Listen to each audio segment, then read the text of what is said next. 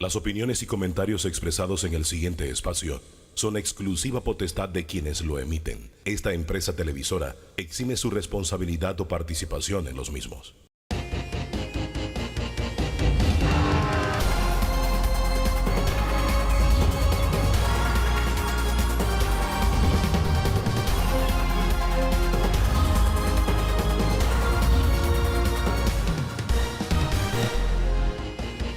¿Qué tal? ¿Qué tal? Muy, pero muy buen día. Bienvenido, bienvenida a este encuentro dominical con el análisis, la actualidad, la opinión, las diferentes corrientes de pensamiento aquí en Debate Abierto. Esta es la agenda que les presentamos.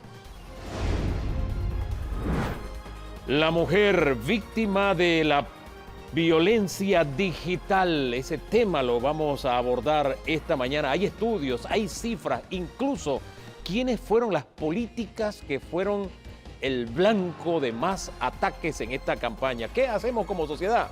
Eso lo vamos a estar viendo bajo la lupa de tres mujeres que nos acompañan.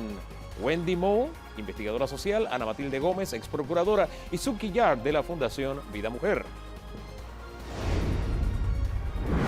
Hay un Carrizo que tiene segundo turno al bate y está al frente del Banco Nacional de Panamá. Gerente general Javier Carrizo nos acompaña. Políticas del banco mirando a futuro.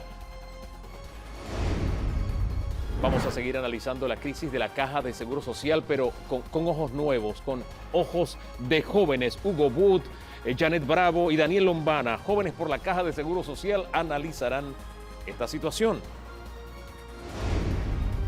El cambio climático, la ebullición planetaria nos está pasando factura a los panameños. Ligia Castro, especialista, estará con nosotros.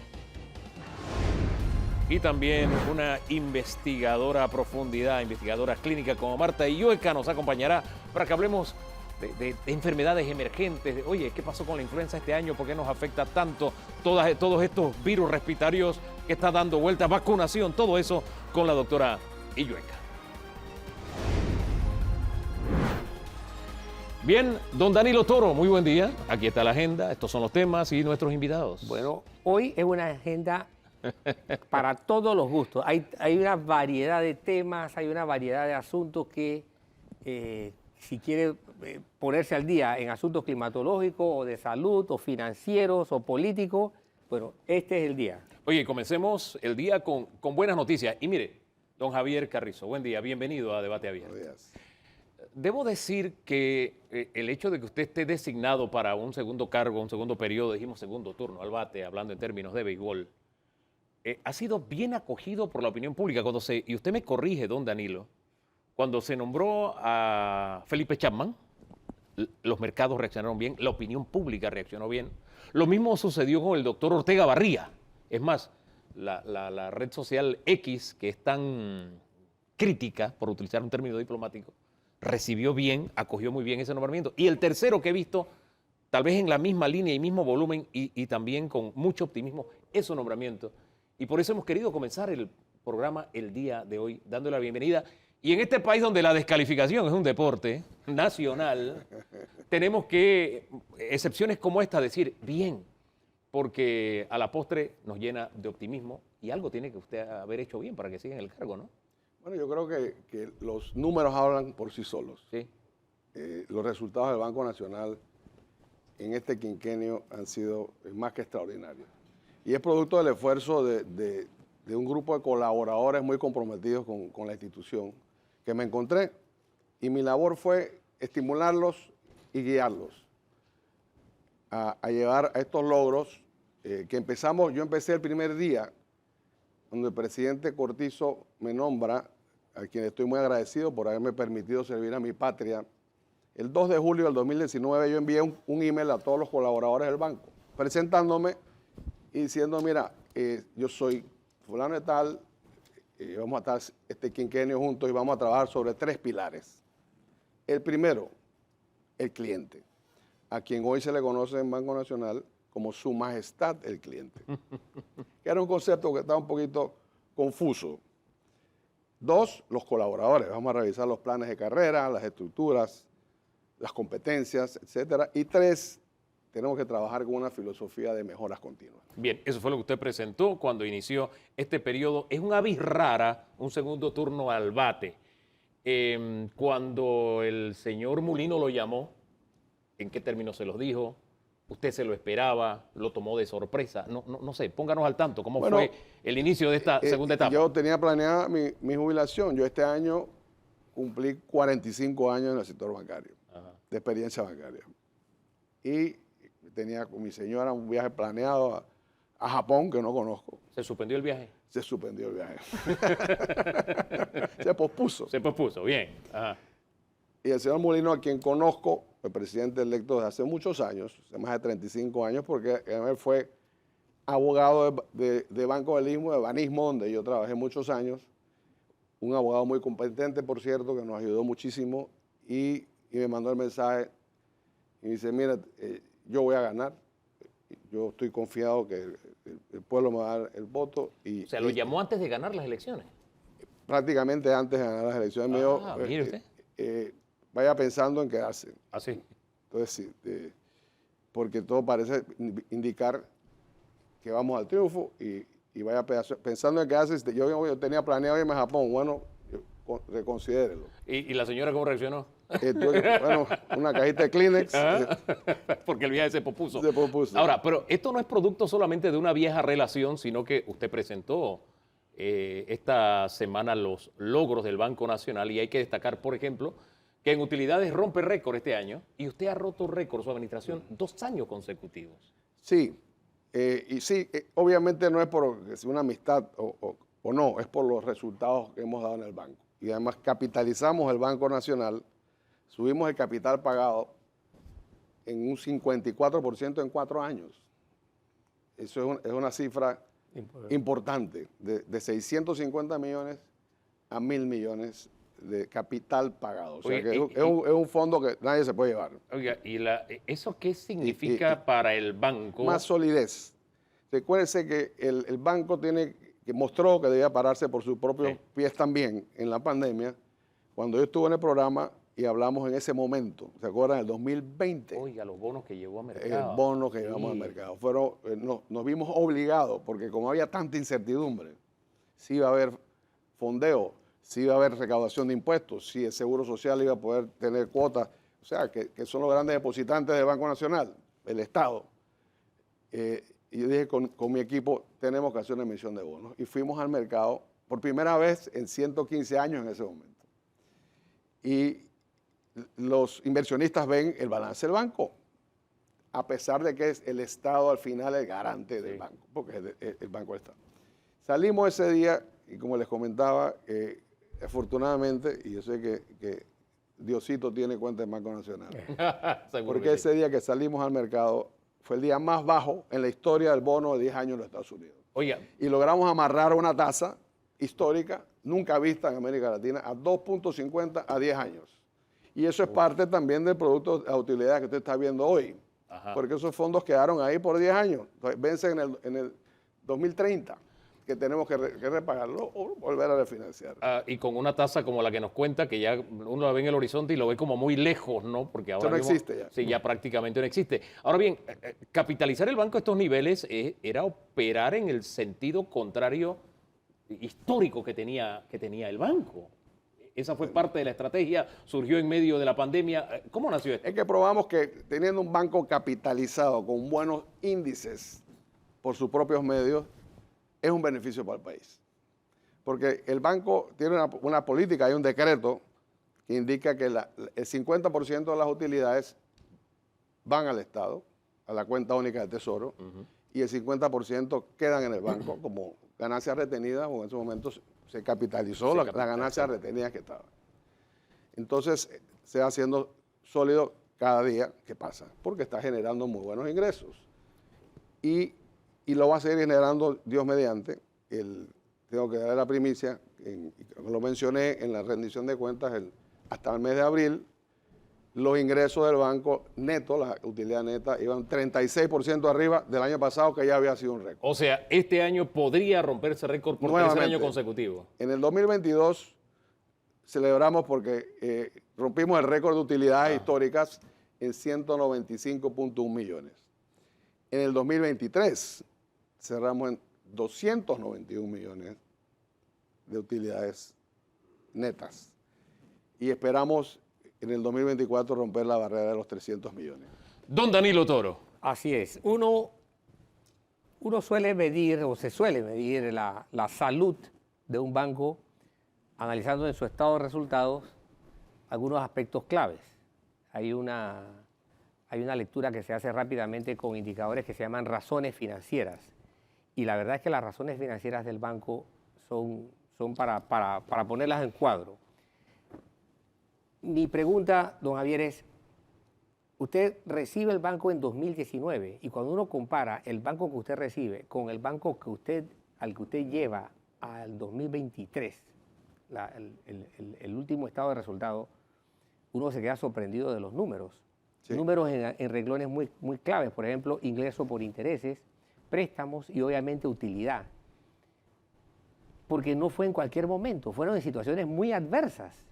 Y llegar a conseguir estos números en situaciones tan adversas que le beneficien tanto al país, lo justo, eso explicaba la decisión del presidente. Yo diría que él tenía que cotejar lo que lo conoce con los resultados suyos. Mi pregunta aquí específica es, ¿qué sacrificios o qué novedades hubo con respecto al recurso humano? Porque al final las instituciones son recursos humanos para obtener esos resultados.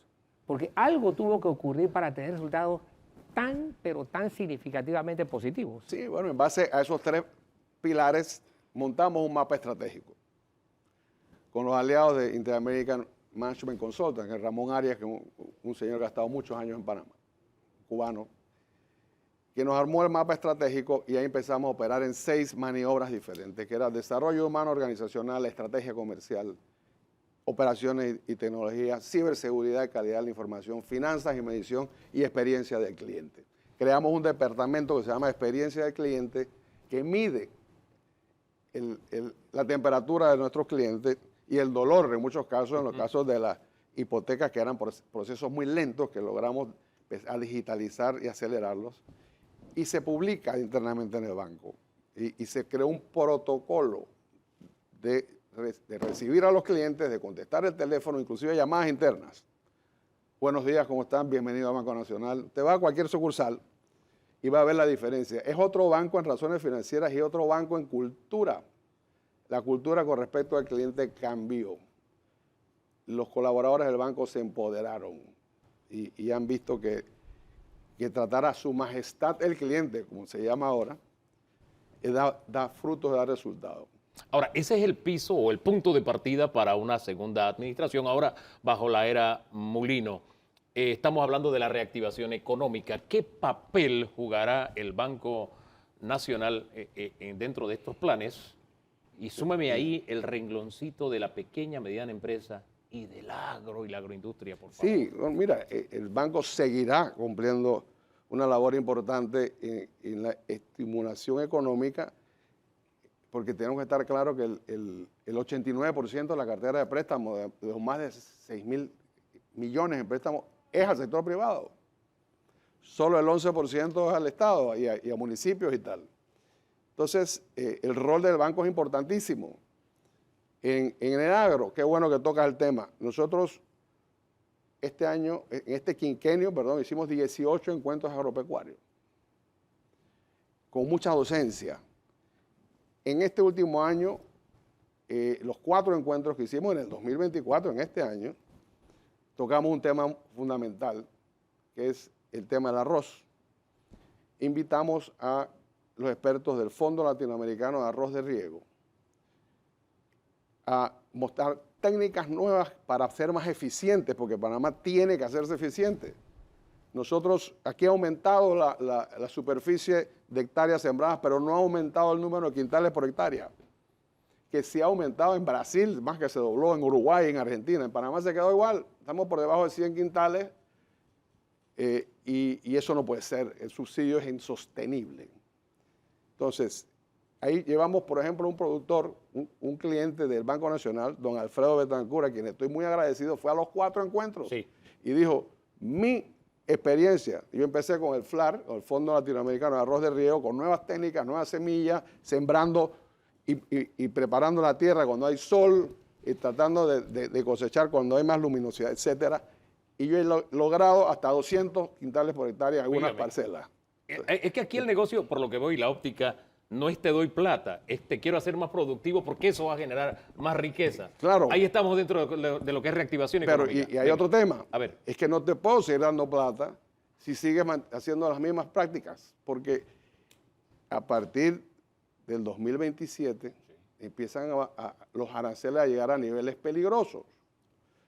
Y en el 2031 llegan a cero y el sector, si no se reconvierte, desaparece. Entonces, ¿qué pasa? La próxima semana en Panamá es el Congreso Mundial del Arroz. Por primera vez se hace en Panamá. Vienen de 75 países. Y hay más de 600 inscritos. Espero que los panameños se inscriban y vayan, ya se están inscribiendo. Son 4 días de ponencias sobre el tema del arroz, que es el alimento fundamental. Hombre, el arroz nuestro de cada día. Pero el Banco Nacional va a financiar al productor eficiente, no al ineficiente. Y esa debe ser la máxima, productividad. Ahora bien, hay otro tema también dentro de todo lo que es el esquema económico y es el primero que tiene en su agenda el presidente de la República, Caja de Seguro Social. ¿Con qué óptica lo está mirando? ¿Se puede mejorar los rendimientos de los depósitos de la caja? ¿Usted va a hacer alguna contribución en este diálogo, en este debate? Sí, claro que, ¿Cómo lo está mirando? claro que se puede mejorar. Lo que pasa es que la tesorería por muchos años fue manejada a muy corto plazo. Ajá. Ahora la tesorería ha mejorado su manejo y colocándonos fondos. Si tú no puedes pagar tasas altas, y en ese momento que las tasas tuvieron, recuerden, por 10, 11 años, cerca de 0 o 1, teniendo la plata a una semana, 2 semanas. Ahora hay una planificación mejor de los fondos y se ponen en diferentes plazos. A 10 años se deciden tasas más importantes. Pero ese no es el tema. El tema es, claro que hay que mejorar la eficiencia de la tesorería, y lo están haciendo, pero es el tema del Fondo de Invalidez, Vejez y Muerte. Claro. Que el presidente electo ha dicho que va a convocar a toda la ciudadanía, al país, y que hay que tomar decisiones rápido. Porque nosotros publicamos el fideicomiso. Para el próximo año, si seguimos así, se queda el fideicomiso del Fondo de Invalidez, Vejez y Muerte sin dinero. Que es el que maneja el Banco Nacional. Sí, pero ese es parte de lo que maneja, pero también maneja los fondos de operación diaria y de los otros programas médicos, etcétera. ¿Qué tasa paga y a qué tasa podría mejorarle la Caja de Seguro Social el Banco Nacional? O si la Caja de Seguro Social debe tener una mirada mucho más amplia y ver más allá del Banco Nacional. No, la tasa, para el manejo de su dinero. se le pagan las tasas competitivas de mercado. De nuevo, depende de los plazos que los coloques y cómo planifiques tu tesorería. Pero el tema más Claro. fundamental es el Fondo de Invalidez, Vejez y Muerte. Se tiene que revisar y será viendo las paramétricas, será extendiendo los plazos de cuotas. No sabemos, eso se sabrá después de una consulta nacional que se tiene que hacer con bastante urgencia y que está bastante atrasada. ¿Y qué es el tema número 1 en agenda del presidente Molino? ¿Perdón? Es el tema número 1 en la Así agenda es, del presidente así es, Molino. así ¿Qué es. pasa, don Danilo? No, es que Cierre no, usted. Es que la velocidad. Venga. Sí. No, la velocidad no me Venga. permite entender ahí algo. Don Javier, ¿hay alguna calificadora con la que el Banco Nacional esté trabajando directamente? ¿O hay algún planteamiento de perspectiva de alguna calificadora? Mira, con las tres principales. Inclusive en agosto del año pasado, la calificadora Standard & Poor's, porque están Moody's, Standard & Poor's y Fitch es la más chica de las tres. La que nos bajó la calificación es la más chica, Sí. que también se apresuraron a hacer una calificación faltando 38 días para una elección. Eso no nos pareció responsable. Standard & Poor's en agosto del año pasado hizo una anotación en su calificación que nos llenó de mucho orgullo. Dijo, el Stand-Alone Credit Profile, el perfil solitario del banco como ente único, es de un banco triple B más. Pero no nos pueden dar triple B más porque nosotros tenemos que tener la misma calificación que nuestro papá, que es el Estado. Es el Estado. Pero lo pusieron. Pero Entonces, y eso demuestra la solidez de los índices del banco, los resultados del banco y las políticas que se han tomado. Entonces, tenemos un grupo de colaboradores muy comprometidos. Yo me siento muy orgulloso de lo que tenemos. Don Javier, muchísimas gracias por acompañarnos hoy con esta bocanada de esperanza que se está respirando en el país, y hay un ingrediente muy importante en la figura suya al repetir como gerente general, ha contribuido a ese ambiente que se está respirando. Yo no recuerdo, brevemente, estamos pasados por muy brevemente, yo no recuerdo una transición, siempre las transiciones siempre se renuevan las esperanzas, pero no recuerdo una donde se haya ido incrementando ese ambiente, no recuerdo uno que le haga competencia a don Danilo, en la era democrática. No recuerdo, tampoco ya recuerdo, en las últimas 3 décadas, ¿no? De hecho, hubo transiciones que eran... Traumática. Traumática, ¿no? La Sí, transición de miedo. de Endara a Pérez Valladares, fue traumática porque eso era un giro radicalmente de 180 grados. Quedémonos con las esperanzas. Gracias, don Javier. Vamos a una pausa. Regresamos en segundos porque tenemos que hablar de otros temas que no pueden ser meramente anecdóticos. Vamos a hablar de la violencia digital contra las mujeres y sus principales víctimas. Oye, y también, ¿cómo le ponemos un alto a eso? ¿Cómo corregimos, cómo crecemos como sociedad? En segundos, nada más.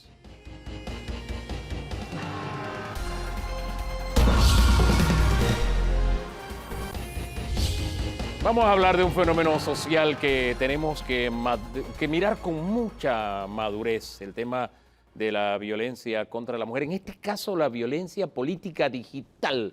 Para ser específicos, nos acompañan 3 invitadas. Está con nosotros Wendy Moe. Ella representa al Instituto Panamericano de Tecnología. De Derecho y Tecnología, IPANDETEC. Gracias. También está Ana Matilde Gómez, ex procuradora de la Nación, y Suki Yar de la Fundación Vida Mujer. Bienvenida a las 3, muchísimas gracias por acompañarnos. Ustedes realizaron un estudio, un monitoreo, doy rápidamente los resultados para que nos sirva de punto de partida. En Instagram, por ejemplo, se revisaron un total de 108.759 comentarios de candidatas, de 34 candidatas, de los cuales aproximadamente 2.488 eran violentos, comentarios violentos, don Danilo. En el caso de la red social X, que no me acostumbro a decirle X todavía, se revisaron un total de 5.987 comentarios, de los cuales 493 eran violentos. ¿Cómo nos dibuja, cómo nos perfilan estos hallazgos a la sociedad panameña? Total. Bueno, muchas gracias Danilo y Hugo por esta invitación. Y primero me gustaría resaltar que este estudio sale de un monitoreo de violencia política digital hacia las mujeres en estas elecciones 2024. No es la primera vez que se hace en Panamá. Anteriormente se había hecho en las elecciones del 2019, sin embargo, solamente en la plataforma X, antiguamente conocida como Twitter, y es desarrollado por IPANDETEC, como mencionabas, el Instituto Panamericano de Derecho y Tecnología, y en esta ocasión fuimos financiados por la Embajada de Canadá. Y lo que pudimos identificar en esta ocasión específicamente es que las mujeres que habíamos seleccionado, porque hicimos una serie de requisitos como candidatas, tener más de 1.000 seguidores en las cuentas de X y de Instagram, y sobre todo también que sus cuentas estuviesen activas. Claro. Y nos comentaron que realmente para estas elecciones estaban utilizando más Instagram. Por eso decidimos también utilizar Instagram, además que ellas mismas hicieron el realce que en Instagram estaban recibiendo incluso más violencia, obviamente por compartir fotos, tal vez puede ser que sea una red social en donde estén más activas. Mire, para tener una idea todavía mucho más clara, yo quisiera irme al tema de los comentarios directos, lo que se toma como violencia, como críticas hacia la mujer por ser mujer, no por su ejercicio político, que ahí es donde creo que tenemos que distinguir un poquito el tema. Si nosotros ilustramos la entrevista, usted verá comentarios como esta. Yo creo que es corrupta, negra de... Y ahí suelta lo que sigue, todos sabemos lo que sigue, lo tenemos que añadir. Este otro le dice... Y eso que no era la que salía de prepotente cuando era diputada, no más de esas, y usa una palabra obscena para calificar el... Pero estas otras todavía son mucho más crueles, son agresiones directas a la feminidad de la mujer. Dice, si no ganas, abre un OnlyFans. ¡Wow! No tienes marido, estás soltera para una tarea de ginecología. ¡Wow! A eso se enfrentan las mujeres políticas en este país. Ana Matilde Gómez. Es correcto. Muy buenos días a todos y a los televidentes y gracias por abrir este espacio. De verdad felicito al canal por tocar este tema que muchas veces se invisibiliza. Ese monitoreo puso en evidencia lo que todos sabemos. Hay una violencia, en algunos casos negada históricamente contra la mujer, y cuando ésta decide participar en política se evidencia aún más. Usted como sociólogo, Danilo, conoce el gran maestro Johan Galtung, acaba de fallecer este año en febrero, y él habló del triángulo de la violencia. Esa violencia directa que nosotros vemos, él lo compara con un iceberg. La punta, esa que vemos, que es la violencia verbal, la física, la de empujones y de gritos y demás, o la verbal, es solamente la punta del iceberg. Está luego esa violencia estructural, que es la violencia invisible, y la cultural, y otro sociólogo, un francés, que acuñó la violencia simbólica. Todo ese tipo, esa pirámide de violencia la padecemos. Y cuando nosotras nos atrevemos a dar el paso para salir públicamente, a hacer cosas públicas, como por ejemplo participar en política, somos degradadas, estigmatizadas, descalificadas, sobre todo con un lenguaje sexista, con la estigmatización de a qué debemos ocuparnos, como por ejemplo, vieja, vaya a cuidar nieto. O sea, además de la discriminación etaria, que es ese edadismo, que es la discriminación por razón de la edad. Todo eso se vive ahora en redes, que es otro universo. Antes lo vivíamos pues medianamente en alguna publicación, en algún encuentro casual, pero desde que llegaron las redes, lo digital es un universo que no tiene control. Y lamentablemente, Meta o las empresas que controlan estas plataformas tienen poco compromiso con eliminar rápidamente cuentas tóxicas o nocivas o creadas a propósito solamente de dañar. Y tomando en cuenta incluso que en la contienda electoral tiene un grado de injerencia en la intención del voto de aquel elector que solamente navega en plataforma. Yo quiero que profundicemos en ese aspecto, pero quiero también a la vez ir ilustrando sobre esos comentarios, esas agresiones que no sé, si lo que le dije hace un ratito le pareció mucho, eso es poco con lo que viene. El menosprecio a las capacidades de la mujer. Mire estos comentarios. Yo votaría por usted por su belleza. O sea, fíjese lo que dice este votante. Dice este otro que se va a otro término, a otro ámbito, al de la sexualidad. Desnuda debe ser un espectáculo. Mira usted, estos comentarios no se le hacen a un varón. Este es un comentario o una descalificación o una agresión hacia la mujer por su cualidad de ser mujer, simplemente. Y eso es lo que revela descarnadamente este estudio. Suki. Así es, muchas gracias de verdad por la oportunidad una vez más. Saludo a todos los que nos ven y yo coincido con lo que han pues plasmado mis compañeras. En efecto, nosotros también que participamos en una contienda electoral, nosotros recibimos también muchos comentarios negativos, inclusive en el DM, comentarios fuertes, que como nos encontramos en esa coyuntura de la campaña electoral, pues tomé la decisión de no desenfocarme. Pero nosotros recibimos comentarios, por ejemplo, mi bandera siempre ha sido la protección hacia la niñez en materia de violaciones o delitos sexuales, y a mí me tocó revisar comentarios en donde me decían, tanto que hablas de violadores sexuales y tú te mereces exactamente eso. Wow. O comentarios como hace poco, uno de los últimos que recibí, me decían, bueno, lo que pasa es que ella no ganó porque siempre andaba desgreñada, haciendo alusión al estilo de cabello que yo llevaba.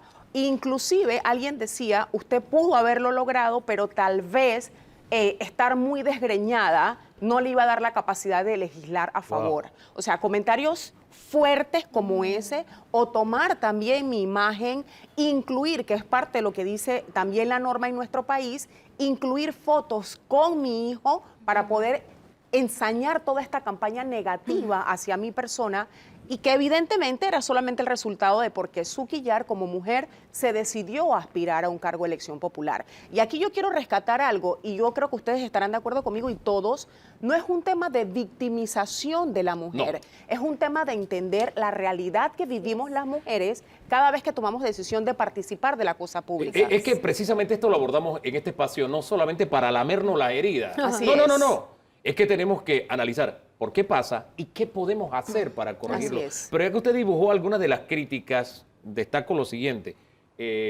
Las más atacadas, según el estudio que realizaron, fueron Irma Hernández, Maribel Gordón, Rosario Turner, y ahí pegadita viene Ana Matilde con el Gómez. 10%. Sí, exacto. Y 0 iban 3, y eso no para.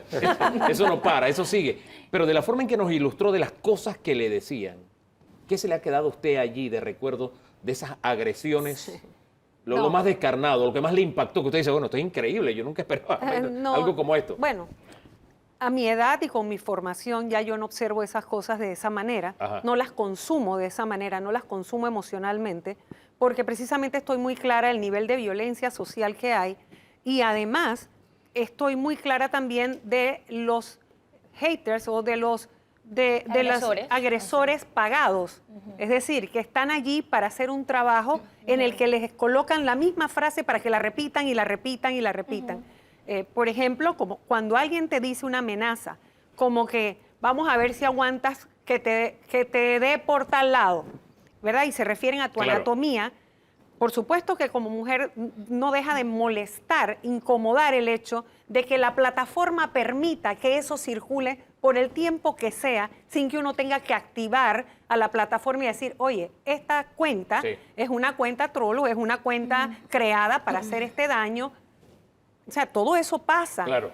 Y lo que lamento es que nuestras leyes se quedan cortas. Así o sea, es. Sí. Eso es lo que quería mencionar. cada vez la realidad rebasa la ficción Así de la es. norma y nos damos cuenta que estamos desprotegidos. A ese punto quería ir. Nuestras normas están protegiendo al ciudadano, en este caso específico, a la mujer. ¿Y qué impacto está teniendo? Porque hemos visto que en esta campaña corrieron menos mujeres. ¿Esto incidirá en que la mujer decida Claro corro que sí. o no corro? Claro que sí, Claro que claro que sí. incide. De hecho, cuando yo tomo la decisión de postularme, jamás se me olvidará una conversación con una conocida que en su momento me decía, ¿tú te atreves? Yo no voy a participar porque en una época de mi vida yo tuve una relación con una persona y dentro de esa relación de pareja pues nos tomamos fotos, etcétera, y ahora para que la persona, la mujer no corriera dentro de su partido, ese era el chantaje. Así es. Entonces, y al final a nosotras sí nos causa un impacto. O sea, de que digan de ti que tú hiciste esto o fuiste la amante de fulano. O sea, son temas personales que no deben salir a la palestra pública, pero que salen por nuestra condición de ser mujer. Y a la hora de tomar una decisión, sí causa. Yo jamás se me olvidará las palabras de mi papá. ¿Usted está convencida de que usted va a participar? Porque la política es mala y te van a dañar. Tu imagen te la va a dañar. Eso crea en una como mujer un recelo. Permíteme Sí. decir aquí algo, mira qué interesante. Su papá, que es otra generación, le reitera a ella una carga que llevamos las mujeres, que no la llevan los varones, y es la de la imagen pública. Ustedes saben que aquí hasta la década del 90 todavía teníamos la expresión en el Código Administrativo que era de mujer de vida pública. Sí. O sea, era una indignidad. Pero para un había- hombre es una distinción. Así sí, es. pues Un entonces hombre público. son estigmas que se cargan por el hecho de ser mujer. Y cuando uno no contextualiza estas cosas en la historia política de las mujeres, entendiendo que nosotros entramos 43 años después que los varones a tratar de tener algo de igualdad, la igualdad social no ha venido. Es decir, de acuerdo a los expertos, a los sociólogos, no es el hecho de que no me ataques nada más. Es que si yo no tengo libertad, si yo no tengo justicia, no gozo de libertad, yo no tengo seguridad y no hay un estado de bienestar, yo no estoy participando sin violencia. Así es. Don Danilo. Sí. El delito que más se comete en el país es el delito de violencia contra la mujer. Y resulta que es muy probable que sea el delito menos denunciado. Así es. Sí. ¿Ok? Pero la gente no entiende que ese delito, a punta del iceberg nuevamente, descansa sobre una cultura de violencia. O sea, si no tuviésemos esa cama fuerte, esa cultura de violencia, ese delito sería mucho menor en incidencia. A mí me llamó la atención el hecho de que para utilizar como referente de la inconveniencia de tocar un asunto en la Asamblea de Diputados, se dijese que como referente de estupidez, que una ley fuera la que tenía esa carga. Una ley que no abordaba las agresiones de la mujer desde el punto de vista de piropo. Y no se entiende que de lo que se trata es reducir la cultura violenta para que al final no tengamos mujeres Claro. Esa es la clave. violadas, heridas, Así es. asesinadas. Bueno, que ya los Ese estudios... disculpe, esa es la clave, decía usted. Sí, Exacto. sí, A ver. totalmente.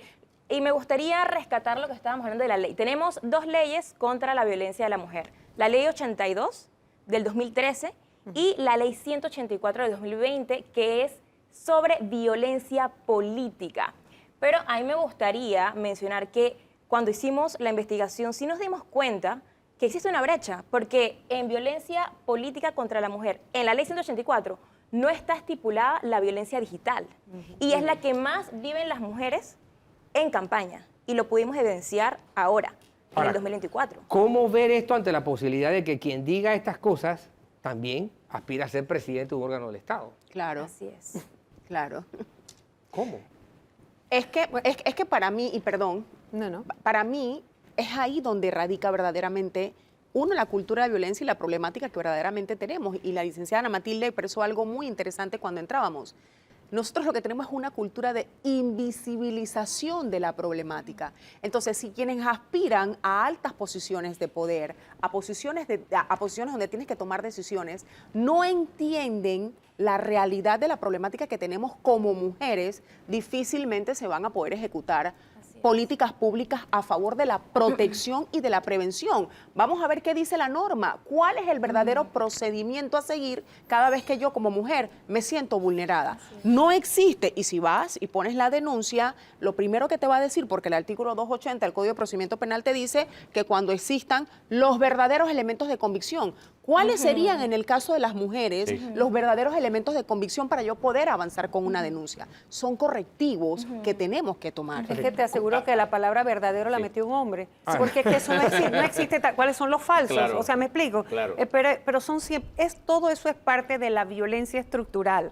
Todas esas normas que están allí, que subyacen y que hacen más difícil acceder a la verdadera justicia o a la atención del problema. Y por el otro lado, esa cultura, que es la violencia simbólica, que es la de sumisión, la de sujeción, la de dominio, la de que hay un sexo o hay un género que es dominante en función de la cosificación del otro. ¿Cómo Eso le es lo que damos nosotros estamos el viviendo. giro a esta situación, ese giro de 180 grados? Ahí ya dejó una tarea el tema de la violencia Digital, política sentarla. que tiene que estar Correcto. contemplado en la ley. Esa es una tarea para la nueva Asamblea. ¿Qué más podemos hacer a nivel de ley, a nivel de educación, a nivel de hogar? ¿Qué podemos hacer? A nivel de educación, algo que también podemos identificar es que las leyes están para dar una respuesta, no prevención. Así es. ¿En dónde queda la masculinidad positiva? Tenemos que hacer docencia, tenemos que educar sobre qué es violencia y qué no. Cuando uno entra a Instagram, a X y ve este tipo de comentarios, uno los normaliza, Así es. los invisibiliza, les da likes, comentan y generan controversias apoyando ese tipo de conductas que son violentas. Lamentablemente. Pero no nos damos cuenta que son violentas porque se han normalizado en las redes sociales. Y hace falta una cultura en general para ir superando esto de educación, solamente educación y formación desde el hogar, no solamente superando la narrativa, también la de los periodistas, el periodismo de paz, del que hablaba también este autor que a mí me gusta tanto, Galton. O sea, el periodismo de paz es no negar la existencia del hecho. Cuando tú tienes periodistas, incluso mujeres, que dicen, pero ¿cuál es el problema? Si sabían que se iban a meter en esto. No, pero es que no tenemos que entrar en esto para padecer esto. ¿Y cuál es la carga mayor? Que es que la mujer históricamente siempre ha tenido que... Es de donde viene lo del fuego, lo del hogar, ¿verdad? Nosotras protegemos la integridad del hogar. Desde el momento que tú golpeas a una mujer, estás golpeando a una hermana, una hija, una esposa o una madre. Entonces hay una serie de miembros de la familia en los que repercute eso que tú a lo mejor te preparas, tú estás educada para esto, tienes formación política, tú lo resistes, tú lo entiendes, lo contextualizas y no lo padeces. Pero tienes una familia Así es. detrás de ti que dice, mamá, no te vuelvas a meter en Así eso. es. O un esposo que dice, tú no vas más para la Así política. es. Entonces tú dices, ¿qué volvemos? ¿Que tengo que pedir permiso? O sea, tengo que pedir permiso porque lo que me tiran a mí te afecta a ti. O sea, está todo revuelto producto de esa masculinidad tóxica, de esa ausencia de valores, de la falta de educación en esa Y perspectiva. que se entiende como normal, como Y que lógico. lo normalizado. Es que a ese punto iba porque... La clave está ahí. Porque usted utilizó una frase que me golpeó, es más, lo tengo para la promoción. Dice, la hemos normalizado porque no sabemos qué es violencia. Así es. Por eso entonces vamos a la parte propositiva. La clave está ahí. Tenemos que entrar en materia de docencia fuerte y reiterativa. Y lo he dicho en todos los espacios en los que se me ha permitido. La ley 82, que verdaderamente entra a tipificar o a regular la conducta de femicidio, le da obligaciones a diferentes instituciones, incluyendo el Ministerio de Educación. Así es. Hay que entrar a trabajar desde las escuelas, hacer esa separación. ¿Qué es una conducta violenta? ¿Qué no lo es? ¿Por qué? Porque ¿dónde está la clave? nuestro país, y yo tengo mucha esperanza de que tal vez en este nuevo quinquenio lo logremos, nuestro país no puede seguir siendo un país reactivo. Tenemos que empezar a ser un país preventivo, trabajar en prevención. Y parte de la prevención es entrar en materia educativa desde los hogares, pero también trabajar con nuestros jóvenes, con las jóvenes. Esa es una realidad. Mientras no nos abocamos a una cultura de prevenir, no vamos a poder lograr los objetivos que verdaderamente se necesitan. Yo creo que la mejor forma de cerrar este segmento, gracias a las tres por habernos acompañado, porque nuestra sociedad no se puede dar el lujo de seguir transitando este camino que llevamos.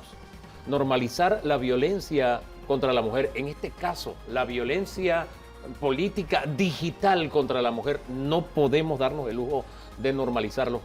No podemos darnos el lujo de seguir excluyendo a más mujeres que dicen yo no voy a participar precisamente para no exponerme, sino que tenemos que actuar en sentido contrario. Y la idea aquí no es solamente exponer la problemática ni apoyar ideologías de feminismo, etcétera, etcétera, no, sino de hablar de un asunto humano. Pero es que además un asunto humano en el que todos debemos ponernos de acuerdo porque nos estamos negando como sociedad la participación del 50% de la sociedad. Es decir, esas dos columnas que son el hombre y la mujer, nos estamos negando una de ellas si seguimos transitando por esta Hugo, y vía. es que el feminismo es la respuesta de las mujeres al ataque sistemático e histórico que hemos recibido. Es la lucha por los derechos de las mujeres. Es una de las respuestas. Hay otras propuestas y respuestas que son muy constructivas también. No es la única y nosotros las apoyamos. Gracias por habernos acompañado. Vamos a la pausa y quédese con nosotros porque vamos a hablar de la crisis de la caja, pero queremos hablarlo desde óptica de ojos nuevos, de ojos jóvenes. En breve nada más, aquí en Debate Abierto.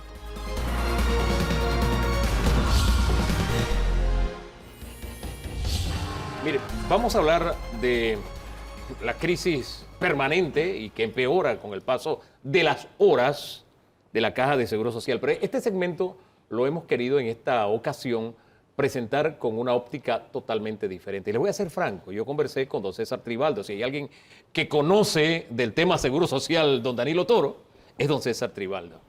Y él me facilitó el contacto de un grupo de jóvenes que han estado ligados al tema Seguro Social, que lo han analizado y que tienen criterios muy claros respecto a este problema.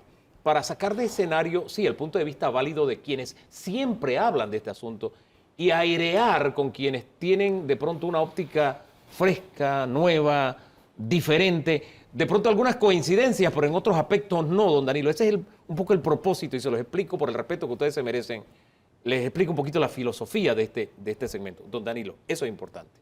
Sí, es absolutamente necesario porque precisamente es en el segmento de población juvenil, la gente que tiene menos de 30, 35 años, en donde uno se encuentra a la mayor proporción de personas que no ha hecho de la Caja de Seguro Social un problema que le merezca importancia, o sea, no lo ha convertido en un asunto de relevancia. En las encuestas, en los registros, cuando se le preguntan a la gente joven qué tanto le preocupa esto, no aparece, estadísticamente hablando, como un asunto de gran preocupación, pese a que es la población más afectada por este problema. Sí, señor. Así que le presento rapidito a nuestros invitados esta mañana. Está con nosotros Janet Bravo, ella es abogada, gracias por acompañarnos. Daniel Lombana, que es abogado también. Y Hugo But, que también es abogado, especialista en políticas públicas. A los tres, gracias por estar aquí y acompañarnos. Yo no quiero de verdad lamernos las heridas de lo que no hicimos, de qué sé yo, sino mirar hacia adelante. Por eso el punto de partida de la conversa de este día es: el presidente electo, José Raúl Mulino, dijo, mi primer tema va a ser Caja de Seguro Social. Es más, le ha establecido fecha. Él dice que no quiere, que ya en diciembre, este es un tema en el que tenemos que haber logrado consensos mínimos. Que el presidente tome una decisión de abordar un tema que hace mucho tiempo debemos haber abordado, pero que tome esa decisión y lo diga, este es el camino a seguir. ¿Cómo lo toman los jóvenes? A mí me parece que el presidente está caminando por una buena senda hasta el momento. Creo que ha dado pasos firmes en el tema de confrontar el proceso de designación del director, que es importante. Yo creo que tiene que haber una coincidencia de visiones entre el gobierno entrante y la institución. Recordemos que acabamos de tener una elección muy particular en cuanto a lo que el electorado mostró en las urnas que quiere. y la forma como quiere que se gobierne, y yo creo que eso tiene que permear a todas las instituciones, incluyendo la Caja del Seguro Social. Yale. Claro, o sea, lo estamos viendo, es algo bueno, pero tiene que ser decisivo y va a ser impopular, va a ser complicado, va a ser difícil y esas medidas tienen que venir con rigurosidad. Vamos a tener el tema, va a nombrar los nuevos directivos, se va a hacer la terna y se va a aceptar al nuevo director y se tiene que poner en máquina cómo vamos a salir de la crisis de la Caja de Seguro Social, pero de una manera firme y tajante, porque ya no hay espacio para más tratamientos paliativos y más parches. Don Hugo. Yo celebro esa apertura. Creo que el primer paso importante para abordar el tema de la caja es la voluntad del Estado de hacerlo y esa es la primera bocanada de aire fresco que hemos recibido. Y ahora creo que viene la parte más importante, es cuál es ese principio que se va a preservar de seguridad social. Porque a veces hablamos sobre la caja, Hugo, pero hay que entender que la caja es la estructura del Estado que preserva la institución de seguridad social, que es la dignidad que tengan aquellos abuelos y abuelas de cuando terminen de trabajar puedan vivir el resto de su vida de manera digna. Entonces la clave es entender Panamá qué le va a decir al mundo, cómo va a tratar a sus abuelos y a sus abuelas dependiendo del sistema que el Estado va a preservar. Yo creo que esa es la clave de la discusión, más allá de si la caja debe ir de un lado hacia el otro, es lo que podamos hacer hacia adelante. Me resulta interesante porque el planteamiento es, me preocupa cómo estamos viendo a nuestros adultos mayores en vez de decir, cuando yo me jubile quiero este tipo de caja. Ya eso nos plantea una óptica distinta, don Danilo. Así es, ¿no? Creemos que el problema es de los jubilados de hoy día. No. El problema es realmente de los jóvenes, porque quienes no van a tener ningún tipo de solución son los jóvenes. Los jubilados de hoy día tienen quejas, limitaciones, pero tienen jubilación. El problema es que los jóvenes no van a tener jubilación si no se hace nada por la Caja de Seguro Social hoy día. Entonces, en este sentido, ¿cómo entender el problema y cómo hacer que un segmento de población tan afectado, pero tan distraído, porque no lo ha convertido en un problema que le llame la atención sobre este problema, se convierta en un asunto de atención relevante? La Caja del Seguro Social es sobre todo un problema que afecta no a la gente de la tercera edad hoy día. Ellos son afectados, pero no en la proporción de que lo van a hacer los jóvenes. Y ahí sí me permites, porque creo que es un tema de precisión técnica en el asunto, y creo que es importante el tema que la juventud está, digamos, en el centro del debate, pero en este momento, como está el subsistema establecido, el que está realmente en crisis son los jubilados de hoy, porque la Junta Técnica Actuarial ya publicó que el déficit para este año es 1.500 millones de dólares en la caja. Al 2050 se calcula que va a ser 3.500 millones de dólares. ¿Eso qué significa? Que el Estado, en vez de invertir en educación, en un tren a David, tiene que sacar de su dinero, del dinero de los contribuyentes, para pagarle el cheque a los jubilados cada día. Y eso pasa porque los jubilados del hoy están en un subsistema que se llama sistema de beneficios definidos, donde durante toda su vida cotizaron esperando que cuando se jubilaran obtuvieran un beneficio definido, como un tope. Entonces, Subsistema definido. Por eso digo, esos son los de hoy. Entonces, Sí. nosotros los jóvenes que empezamos a cotizar después del 2008, Sí. estamos en otro subsistema, que es el subsistema que le llaman mixto, porque nosotros cotizamos para una cuenta individual, donde dependiendo de lo que tú ganes, tú vas aportando cada mes, y cuando te jubiles, el acumulado más las reservas que la caja debe utilizar, nos va a devengar un monto mensual dependiendo de la expectativa de vida. Por eso es que técnicamente los jóvenes no estamos en crisis con el sistema como está. Es que la déficit es tan grande en el otro subsistema que si la caja entonces termina, no puede manejar el sistema de pensiones como un todo, entonces puede que nos afecte. Pero técnicamente los jóvenes tenemos una cuenta preservada que depende de nuestros aportes. Pero ese es el problema. Primero, el ahorro personal. Y segundo, sobre la base de qué porcentaje de ingresos actuales podría ser la jubilación de algunos de ustedes el día de mañana. Danilo, permíteme disentir ahí de algunos puntos de Hugo, puntos válidos, pero yo creo que la juventud se va a ver afectada porque esto va a tocar los fondos del Estado y nadie está exento de el endeudamiento que el Estado va a sufrir producto de pagar esto. Eso lo van a pagar las futuras generaciones, lo van a pagar todos los jóvenes. Lo otro, hay quienes proponen coger la plata del subsistema que dice Hugo para financiar el sistema que está quebrado. Entonces, al final del camino, hay un golpe fuerte que lo va a pagar la juventud. Y además, la tasa de reemplazo del sistema nuevo.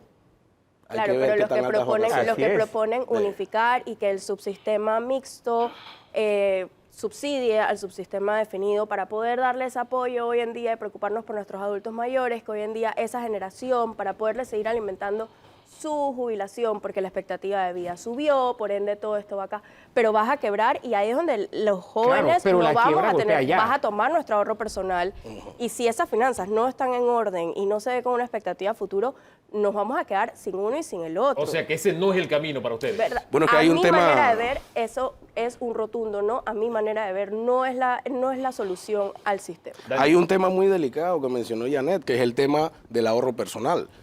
Yo he visto algunas propuestas de ley que barren eso, y eso es muy delicado, porque, ok, tú quieres entrar en la discusión, se puede hablar de la reserva, el fondo común, pero la cuenta individual de cada persona, la ley dice que es propiedad privada, eso es dinero de cada joven que está en ese plan. Y eso en cualquier reforma que se haga, independientemente que al final el consenso sea unificar los sistemas, porque nadie puede quitar que al final el país eso sea lo que concluya. Los fondos privados de los jóvenes se tienen que respetar. Porque es personal, es de cada uno. Es que individual. eso es como que te metieran como la si mano le en tu metiera- cuenta de banco. Sí, exactamente, le metieran la mano en el bolsillo y le Claro, sacara- y eso es algo que los jóvenes, y ahí es probablemente lo que don Danilo decía, los Sí. jóvenes no están claros en lo absoluto. Los que trabajan les descuentan sus cuotas de obrero patronal todos los meses, no tienen idea dónde va, cómo se divide. Hace falta un poquito de educación financiera para toda la población 25-40 años y entender cómo funciona la caja de seguro social y que vengan al diálogo y que entiendan la importancia de por qué ahora esto está en las noticias, porque digamos que de una manera muy positiva está como prioridad en la agenda del presidente electo. Entonces sí hace falta esa parte de información de los jóvenes, los cotizantes, y también estamos viendo que hoy en día tal vez algunos jóvenes o la población de este rango de edad no se entera porque no forman parte del sector formal, sino que son empleos informales que no cotizan. Eso Uno de también cada dos. afecta, por Sí. supuesto. Y si me permites ampliar ese punto que es muy importante, nadie le enseña en la escuela o en la universidad cómo funciona el sistema de pensiones. Yo hago la pregunta aquí, o sea, si alguna vez en algún momento se hablaron del tema en su casa. Hoy a todos los cotizantes nos quitan 9.25% de nuestro salario para la Caja de Seguro Social. De eso, 7.75 va a esta cuenta individual y el resto, de una parte, aportamos de hecho al otro sistema. Eso no se sabe, por Sí, eso es esa mixto. parte solidaria, Por sí, eso es sí, mixto. exacto, sí. Nosotros aportamos para nosotros, pero también estamos aportando para que el otro siga existiendo. Entonces, yo creo que la clave aquí es generar confianza, que este debate genere confianza, porque un joven va a querer interesarse en esto si no ve que esto realmente le va a redimir algún tipo de beneficio al futuro. Uno, porque no se entiende, porque no es transparente el manejo de las pensiones en Panamá. Hoy es muy complejo saber cuánto dinero tú tienes o has acumulado en tu vida profesional. Yo como profesional he tenido varios trabajos en mi vida y he tenido distintos ingresos. Pero hoy para mí es complejo por entender en mi etapa actual cuánto he acumulado, porque para mí la clave que hubo es que los jóvenes podamos estimar en el momento en que estemos cuánto tiempo deseamos trabajar y con cuánto nos queremos retirar. Porque Y dependiendo ese- de eso, tú planeas tu vida Sí. y puedes, digamos, generar un camino mucho más claro. Y ese es un aspecto a corregir en la ley por una razón. Si a mitad de camino yo no tengo el rendimiento que creía que iba a tener, yo debo tener también la libertad o la opción de buscar a alguien que me dé mejores rendimientos a mis ahorros personales, en este caso para la jubilación. ¿Por qué se lo pongo sobre la mesa? Porque me llama la atención que el grupo de jóvenes por el Seguro Social realizó un sondeo y hubo una respuesta que me llamó la atención. La pregunta fue, de tener la libertad de elegir, ¿tendrías tu cuenta de jubilación con la Caja de Seguro Social, con un ente privado o dividiría los aportes entre ambos? Y fíjese el resultado. Ente privado, 347 respuestas a favor. Dividirlo entre ambas, 291. Caja de Seguro Social, solo 106. Prácticamente un 15% se decantó por la Caja de Seguro Social. Es decir, los jóvenes apuestan por la libertad, tienen una visión más clara de rendimiento y de planificación. Y la Caja de Seguro Social no aparece entre sus prioridades. ¿Cómo lo leen ustedes? Pero creo que parte de eso es también la falta de confianza que tienen los jóvenes en las instituciones. Entonces, ahí es donde es lo primero que tú ves. No creemos en las instituciones, yo por qué le voy a dar, me están descontando dinero todos los meses de mi salario y se lo estoy dando y no estoy viendo los rendimientos, no entiendo cómo funciona. Entonces, al no tener una institución robusta, financieramente responsable, transparente. Eso es lo que los jóvenes no quieren. Entonces, prefiero tener mis ahorros en la privada, mi elección, donde yo tomo las decisiones, versus no sé qué están haciendo, no confío en quienes lo están haciendo y no hay transparencia en el sistema. Entonces, eso es la razón de esa respuesta, porque creo que el entender de cómo funciona la caja probablemente no esté en esas 340 Y este es un respuestas. cambio de paradigma, porque si usted habla con los adultos, ya de más o menos de nuestro rango, la mayoría le va a decir, hay que arreglar la caja, hay que comprar la caja. No piensan en el tema privado y a veces cuando hablan del sector privado, demonizan la palabra privado o privatización. Fíjese el cambio de paradigma entre la juventud y los de su edad, don Danilo. Qué injusto. pero aquí lo relevante es esto, ¿no? Desde mi perspectiva. Sí. Primero tenemos el problema de que los jóvenes que laboran formalmente tienen este problema. Y es un problema serio. Pero además tenemos el otro que lo pasamos por encimita. Y es que la mitad de los jóvenes que están en la población económicamente activa no laboran de manera formal.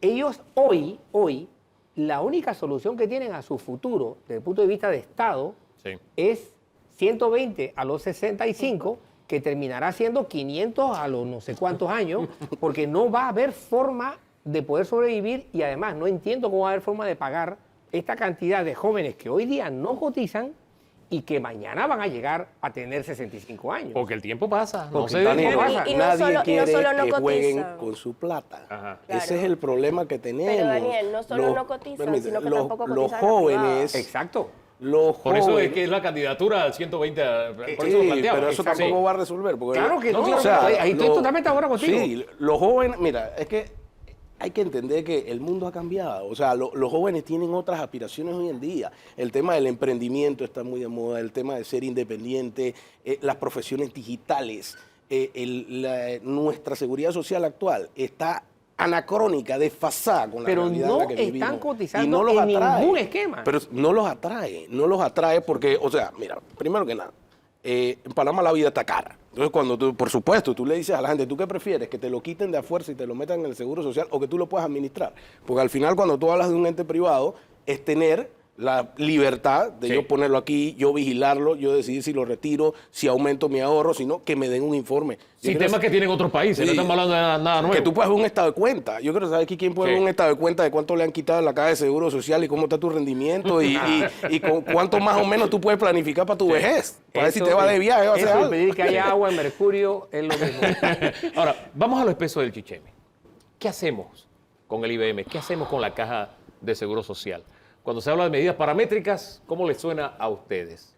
Sí, Hugo, permíteme, antes de ir a ese punto, retornarme al tema inicial de lo que decía del principio que se busca con A esta ver. reforma, que es la seguridad social. A ver. Poco hablamos, pero este concepto es relativamente nuevo para la civilización humana. Se crea en Alemania con Otto von Bismarck porque se daba cuenta en Alemania que con la revolución industrial, los trabajadores en las fábricas se morían hasta el último día en la fábrica. No tenían tiempo para disfrutar de su vejez. Y eso implicaba que la sociedad no estuviera, digamos, garantía porque los abuelos no podían dedicarse a las nuevas generaciones, no podían dedicarse a otros temas que la vejez te permite. Entonces, ahí inicia el sistema y en Panamá llega esa corriente en 1941, cuando se crea la Caja de Seguro Social. Mi papá nació en 1927. Él nació en un país donde no había Caja de Seguro Social. Yo nací mucho después en un país donde nazco y cuando trabajo me di cuenta que estoy obligado a pagar un seguro social. Y le tocó sistema mixto. Y sistema- Ni siquiera- exacto. Entonces, en políticas Sí. públicas siempre analizamos un término que se llama la contrafactual. Ajá. Analizar qué pasaría si lo que existe no estuviera. Entonces yo a veces me preguntaba, ¿qué pasaría si una caja no existiera? Los jóvenes ahorraríamos, como bien hemos dicho, probablemente no lo ahorraríamos porque a los jóvenes y a los seres humanos en general nos cuesta estimar eficientemente nuestros actos presentes y las consecuencias del futuro. Entonces tener un sistema que nos obligue a ahorrar, creo que está probado que ayuda a la calidad humana. Dicho eso, y como bien has comentado, hay países que tienen modelos distintos, donde hay una superintendencia de pensiones especializada en el tema y regula tanto a los actores privados como a los públicos y los ciudadanos tienen la libertad de elegir a dónde colocar sus ahorros. ¿Debemos Ahora, transitar hacia allá?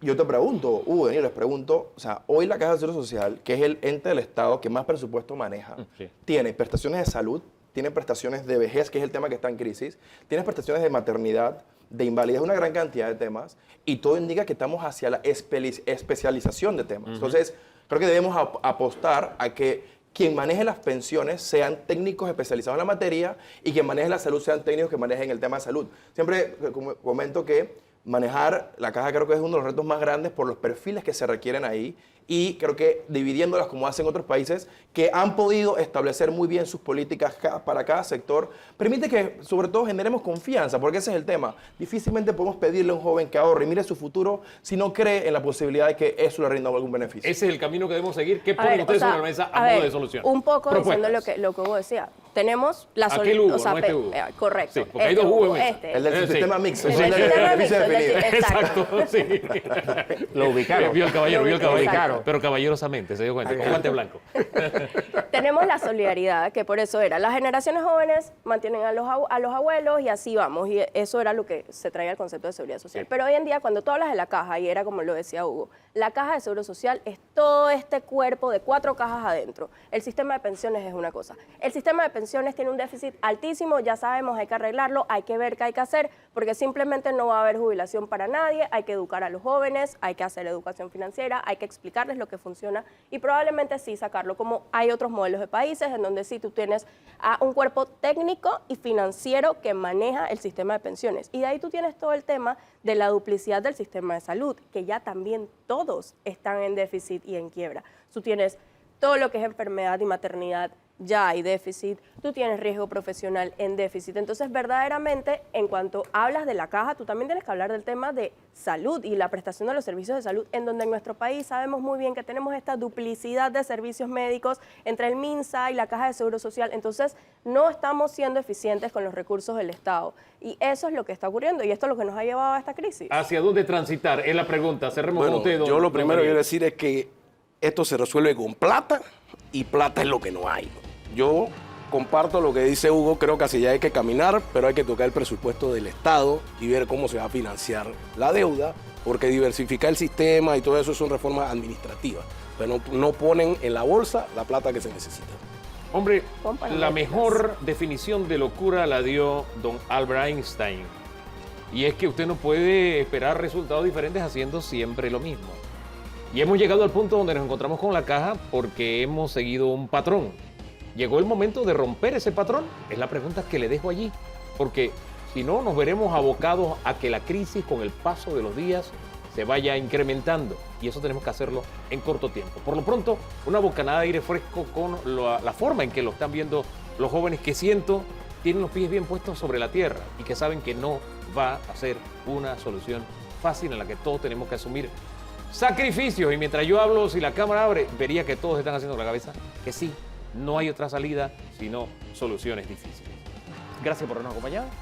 Otra situación difícil es lo que hemos hecho con nuestra casa común, con el planeta. Nos está pasando factura y de qué manera. Hemos pasado de niño y de las temporadas con récords en temperaturas altas ahora en Panamá, a estos días en que la niña nos ha traído lluvias y de qué volumen. Hablemos un poquito sobre ese tema, además anotando algo histórico.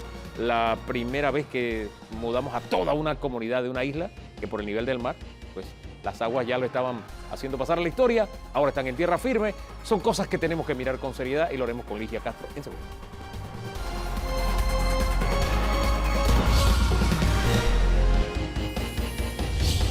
Ligia Castro nos acompaña, ella es experta en cambio climático, está encargada de esa área, precisamente en mi ambiente. Gracias por acompañarnos este día. Usted me manda, creo que a la semana, creo que la persona que me envía más publicaciones, y le doy las gracias, que tienen que ver con este tema. Y todos los vaticinios se van cumpliendo.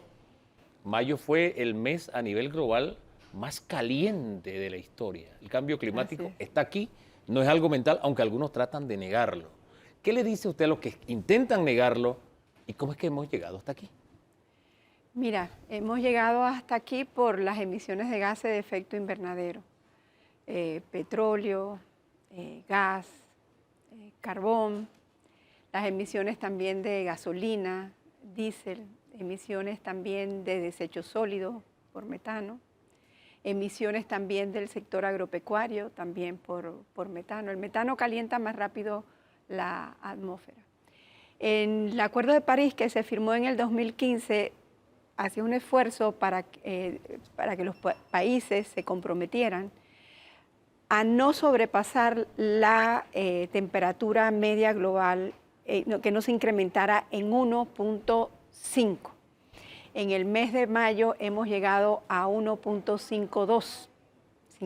O sea, íbamos a hacer todo lo posible porque al 2050 tratar de que no superáramos el 1,5 y lo acabamos de superar en el mes de mayo. Por eso es que plantea el director ejecutivo, el secretario ejecutivo de Naciones Unidas, el director ejecutivo de la Convención Marco de Cambio Climático y la directora ejecutiva de la Organización Meteorológica Mundial, que hemos pasado de cambio climático a emergencia climática.